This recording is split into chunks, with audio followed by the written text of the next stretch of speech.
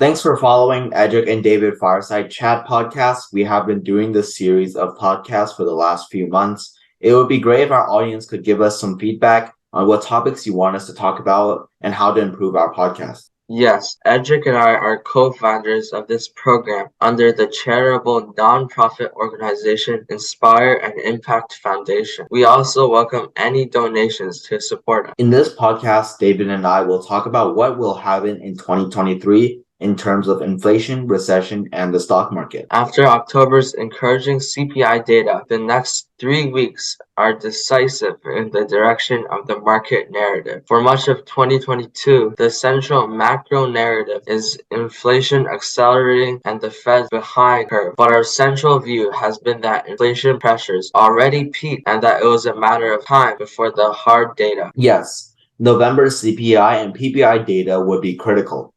I think December data would also be very important to watch. It is widely expected that the Fed will increase another 75 basis point interest rate in December. But if November CPI and PPI continue showing improvement and December data confirms this trend, we probably will see a more dovish tone from the Fed in December. I think the Fed will become less hawkish when job data and economic data show weaknesses. Recently, Amazon, Meta, and many other technology companies announced layoffs. I think this is an early sign that we are heading to a recession. That is right. These big companies are always early to tell the direction of our economy.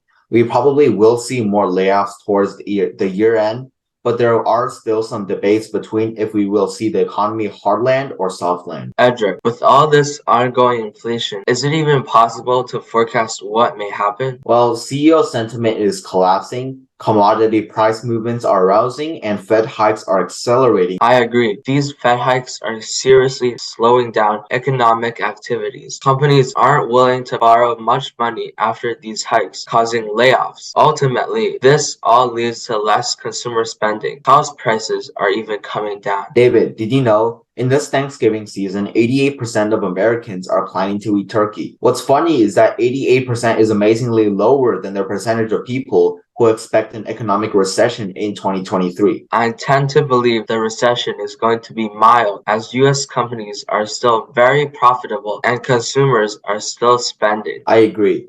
I think some countries like the UK and Japan are likely to have bigger issues than the US. US dollar strength will withdraw capital from these markets and will put these economies into a tougher situation in 2023. What will happen to the stock market if we will be in recession in 2023? Two things decide stock market's direction. One, the Fed's policy, and two, each company's ability to navigate through an economic downturn. That is right. I believe the stock market will have better performance in 2023 than 2022 if the Fed slows down interest rate hiking, but we have to be selective on the investment. I agree. Normally, defensive and value stocks will outperform when the economy experiences a downturn. We need to discuss this topic in more detail. Let us talk about this in our next podcast. Thanks for watching Edric and David Fireside Chat. Please follow our channel and we welcome any donations.